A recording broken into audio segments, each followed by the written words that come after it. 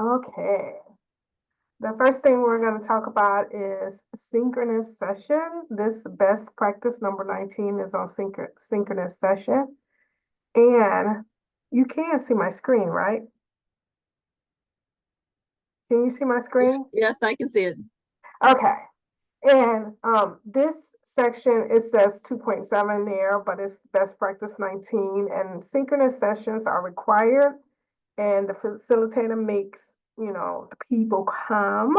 So it indicates that the course is in a timetable and a schedule. And you log on during the time of class to interact with your peers and your instructor in real time. Now, these are the quick guide for instructors, and this is the resources you're using, engaging synchronous online. If you want to look at them, that's the way you'll go.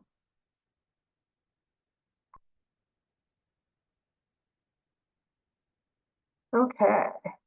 It's funny. It's just funny because on my desktop, it's just highlighting me and not the workshop. So that's why I'm asking. So you can see the workshop, right? The PowerPoint. Yes. Okay. Yeah, I can see it. So this is best practice number 19. And I'm going to say hello, welcome to the best practice. And on synchronous sessions, I will be your facilitator, Lynette Washington. So your learning objectives in this workshop, we're going to learn we're not going to do these things. We're just going to talk about them because it's only a half an hour. We're going to attend the live stream class virtual with instructors and peers, participate in real-time discussion class, and participate in real-time small groups, team learning activities, and breakout rooms discussion, live audience voting. We'll talk about that too. And we'll talk about the digital whiteboard that the kids use in school. Oh, I didn't know I did that. So we're going to attend one of the most common concerns with synchronous session is you want to make sure you tell them, like at the beginning of the classroom, you post it in a timetable of the schedule, you post it on your syllabus. We got 4 synchronous sessions. They're mandatory. You attend them all, and you make sure they know there's a synchronous session. And so when you employ synchronous sessions, you want to manage your expectations from the very beginning.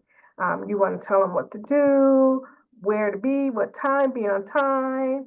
You want to record your real-time activities. Like if you got something going on in a class, you want to record this. You want to record your section.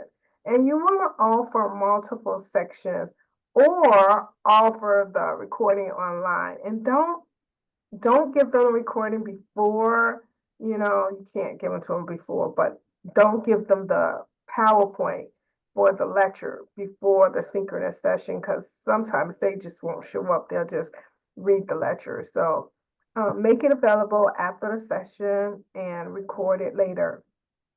And always make sure a synchronous session is required. Now, this is when you want to participate in a real-time discussion class.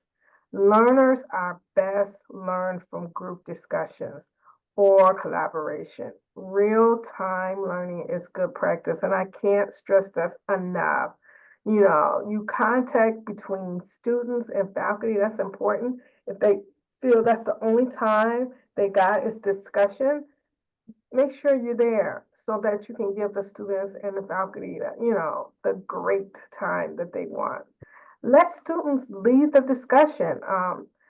Just because you're there don't mean you have to take all the time. Let them lead the discussion. Let them, answer the discussion, come up with answers or feedback, and you just correct them or just offer other suggestions if you want. And have them answer back. Have the students answer back. Do you have synchronous sessions in your classes, Karen? Actually, I do not at this time. Oh, so you're thinking about putting them in there? Not necessarily, but I do want to know how to do it if I would have to. Okay. I was gonna say, because, Because the courses that I have right now specify that there are no synchronous sessions. oh, okay, okay.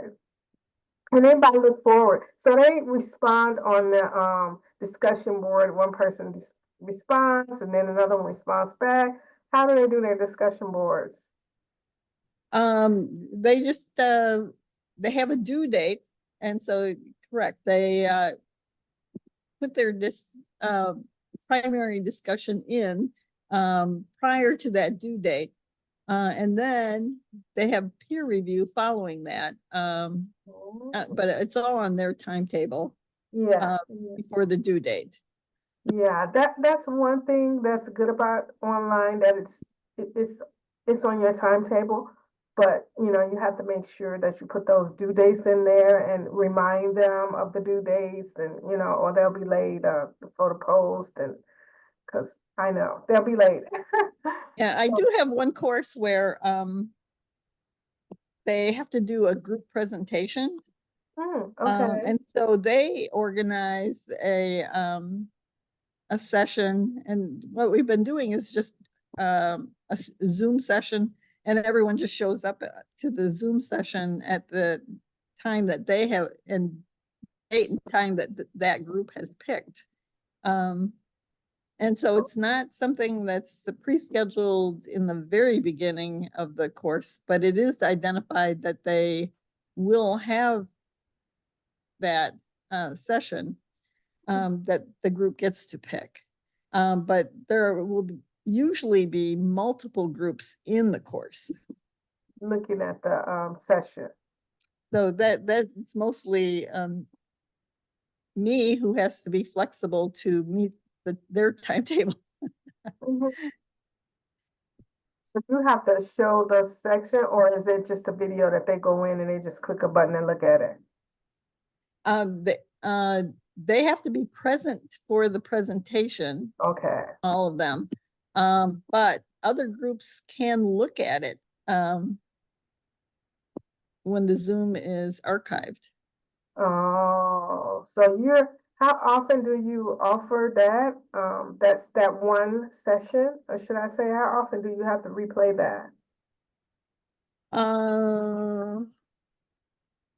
Well, I don't have to replay it because, if no one else wants to look at it, they don't have to, because the learning is in their own group and presentation. Oh. And I don't use that session again in the next semester at all, because the student privacy, I can't, because Yeah. they're visible in the session. Yep. I can't use it again. Okay.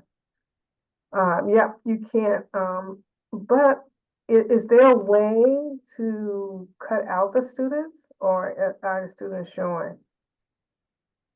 They show at the top or just on the side? They should, yeah, they show up as a participant in the Zoom, and so their name is there. Sometimes their picture is there, not always. Yeah. But Yeah. even just their name showing, then is a violation. So Yep, it is, and you can't use that. You're right, you can't use that again. yeah. Okay. So together we're a team, and together we teach, achieve more. And we like to participate in real-time groups and team learning activities.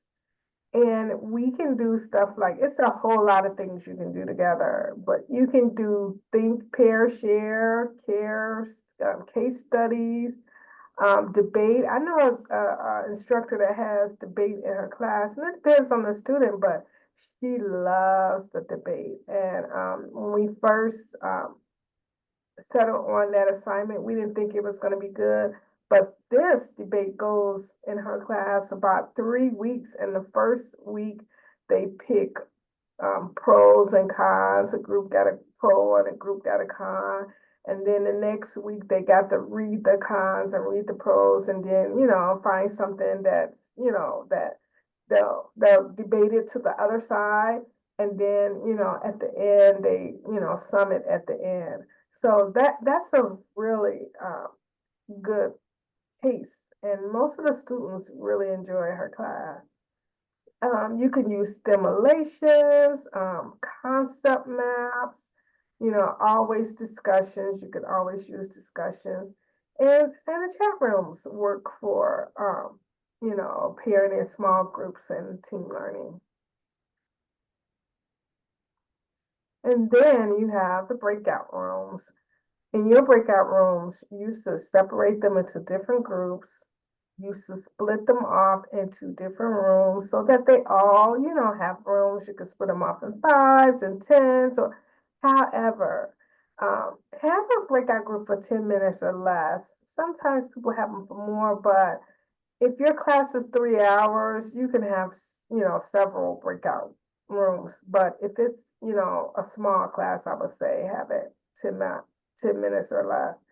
And return to the main room. When you return to the main room, you have one person share their entire group. One person share what happened, what they went through, and then see what happens. So if you had 4 groups, you'll have 4 people sharing, and things like that. So we use breakout rooms a whole lot, and you probably noticed that. And since you don't have synchronous sessions, you don't have breakout rooms, do you? Yeah, but I've participated in presentations that had breakout rooms. Is there a way to kind of monitor what's happening in the breakout rooms? Because sometimes I've been in groups where all they do is just kind of chit chat and say hi to each other, and then when it comes time for someone to present, one person just sort of speaks their thoughts on behalf of the group. Yeah, there is a way in Zoom. You can pop in and out of each of the rooms. Oh, okay. Yeah, so you can, pop in room 1, you only have for a few minutes, and pop in room 2. So you can do that in Zoom. Oh, okay. And I'll send you instructions on that, so you can pop in and pop out. Do you have more than one instructor, or are you the only instructor? I'm the lone Oh, instructor right now. yeah. Well, tell them that you're gonna pop in. Oh, okay. Whether you're gonna pop in or not, tell them you're gonna pop in to see how they're doing. And once I give you the instructions, you can, but I will always tell them anyway, so they'll, be on their Okay. P's. Thanks, Branca. And live audience polling. There's Poll Everywhere. Have you used that? Poll Everywhere? Yeah. That's pretty neat. Yeah. What do you use it for? Oh, I haven't used it lately, but mostly just not because I need information, more because it's fun for them to see everyone's opinion. Mhm. And sometimes it's different than theirs. But it keeps them more engaged, and it's a little more fun technology for them. Yeah, it does. What about Kahoot? I've not used that. Okay. And that's pretty advanced. It's a little bit age appropriate or something, but you can use it as a college student. And I'll send you instructions on that too, in case you want to use it. And that one is the first one who answers the question in the amount of time. So say for instance, you have 5 questions. They have to answer the 5 questions not only right, they have to answer it in the speed of time.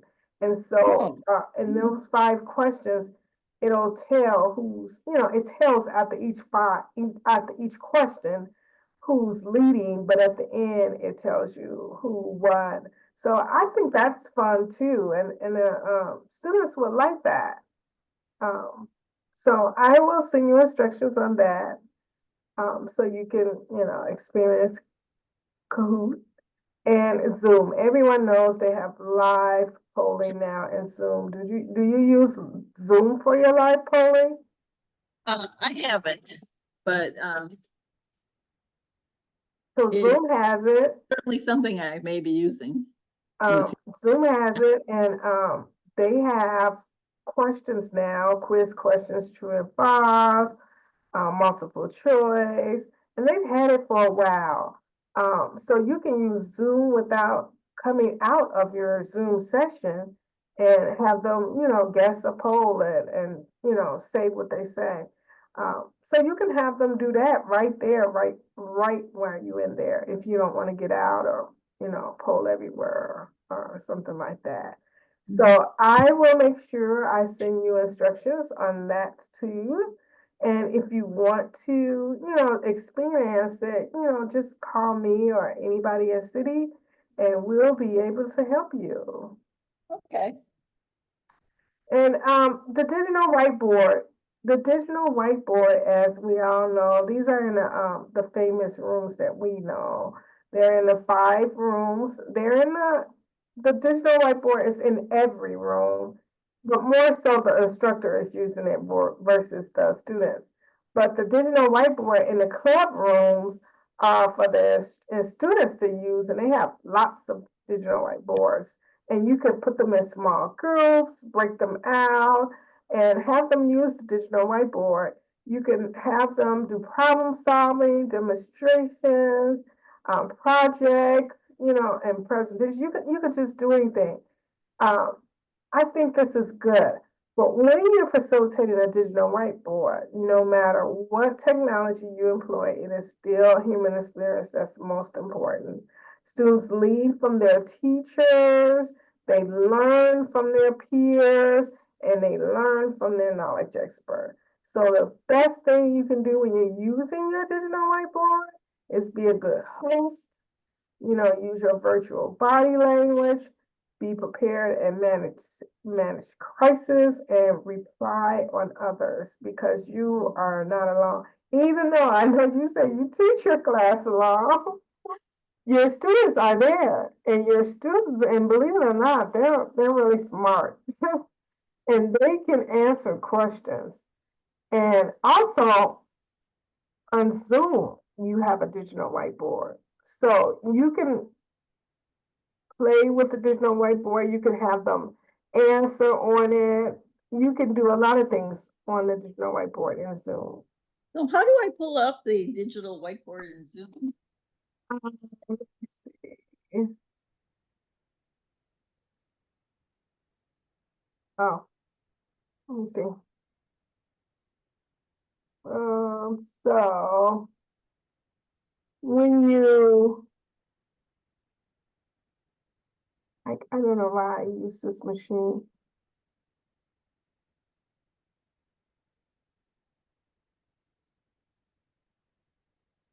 Uh, okay, when you share your screen, it should be a screen on there that says digital whiteboard. So Oh, when you're is that when I'm share, setting up the meeting yeah, or while I'm in the meeting? when you're setting up the meeting and you share your screen, you know how you share your screen? You Yeah. share your whiteboard. Like, say for instance,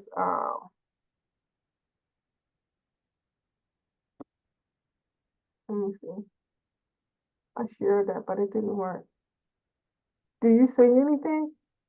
No, I only see your table.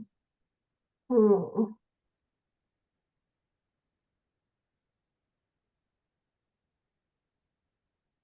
So it's when I go to share screen, something pops up with a button. Yeah. Do you have it, Blanca? Let's see. No, so whiteboard is on the Zoom controls. So there's a tab for it, says whiteboards, but you have to be host in order to enable it. So Karen, if you don't, Okay, here it goes. oh, You see that now, right? Yeah, So there it goes.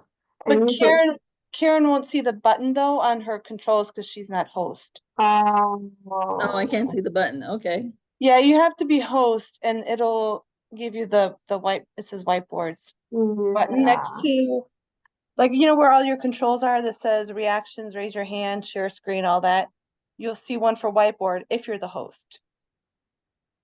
Oh, okay. Yeah. So next time, Karen, you're a host in a Zoom meeting, just kind of look out for that and you'll see it. Okay. Yeah. So that's, let me stop sharing.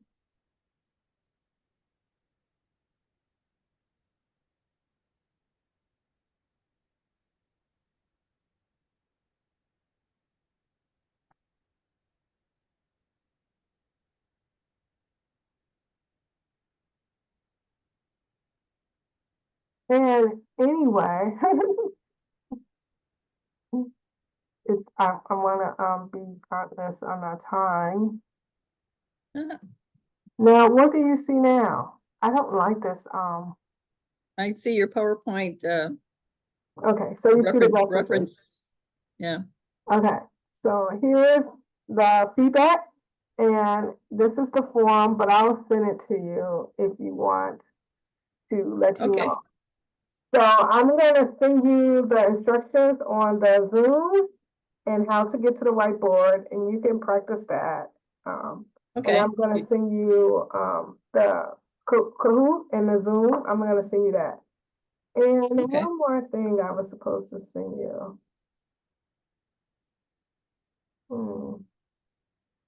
I don't remember, do you? But I think it was all in there. So I'll send those all to you. If you have a few minutes, you can let me see. You can try to share and you can see if you can see that the screen when you hit share, then you click on documents and then you'll see that whiteboard. Okay.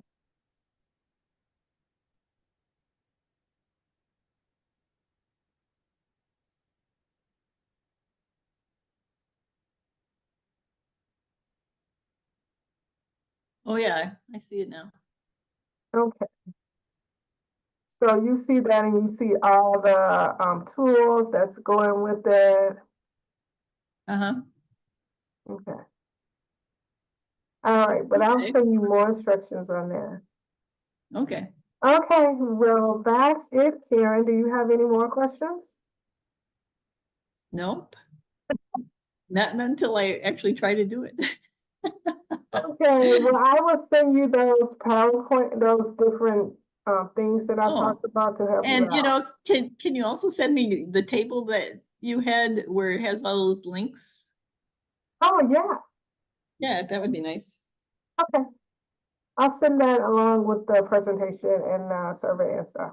Okay, great. Yeah, Karen, we also have our city center hub that has all the best practices in there too. If you want to just Right. in more readable format versus Uh-huh. the table is more of a, like if you're doing a self-review or something. Oh, But okay. yeah, if you go to the city center hub, it's in a more readable format. All right. Okay. Well, thank you so much. You're welcome. Thank you for coming, Karen. All right. Thanks, Bye-bye. Lynette. Bye, Karen. Bye. Bye.